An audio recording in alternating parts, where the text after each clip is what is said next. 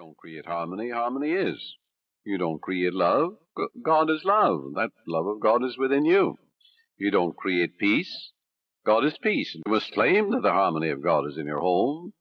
Harmony is in your pocketbook, in your business, in all phases of your life. All of good is available to each of us. Our prayers and affirmations are for the purpose of bringing our own mind to the point where we can accept the gifts which were given to us from the foundation of time.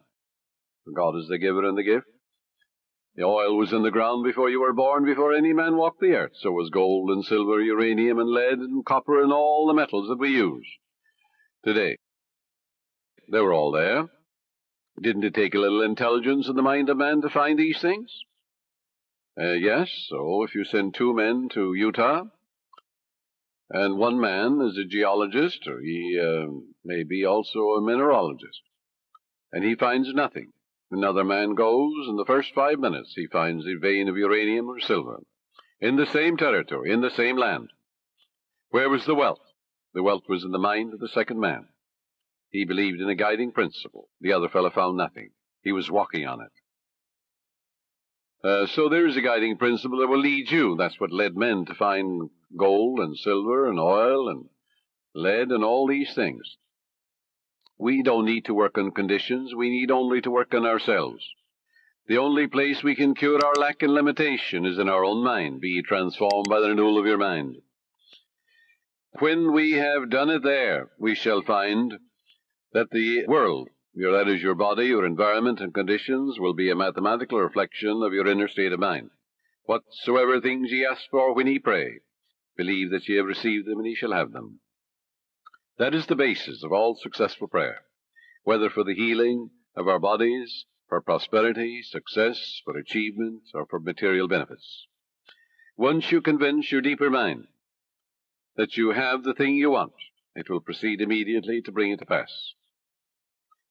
You might say to me, how can I convince my deeper mind, my subconscious, that I have riches or any other good thing, when my common sense tells me that bills are piling up, creditors are after me, the bank is calling up to pay for the mortgage, and for the money I owe, and so on. You can't. If you keep thinking about debts and obligations and how much you owe, you'll only magnify your misery.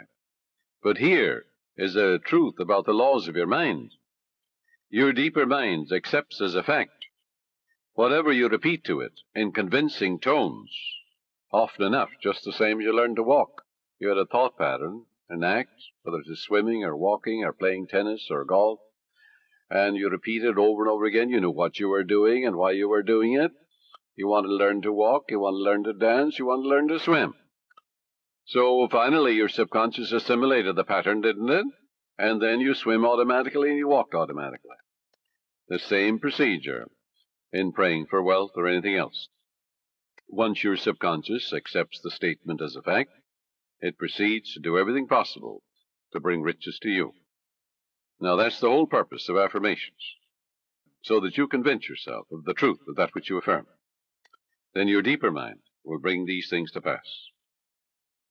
Many men say to me, I got an affirmation from someone, and it said, I am rich and prosperous now, I am successful, and I'm very wealthy. That affirmation, he said, succeeded in making me much more aware of my need, because, you see, he believed more in poverty and lack than he did in the riches all around him. So I explained to him, I said, you must turn away from that pattern and change your belief. Your subconscious accepts what you believe. I said, look around you and realize that God created you and the whole world. It's an invisible spirit within you. And therefore turn away and turn within and change that and say, I recognize the eternal source of my supply. God is the source of my supply. All my needs, spiritual, mental, material, are met at every moment of time and point of space. And God's wealth is circulating in my life, and there's always a surplus.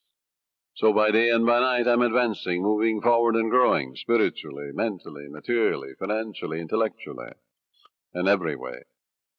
And all things be ready if the mind be so. It is done unto me as I believe.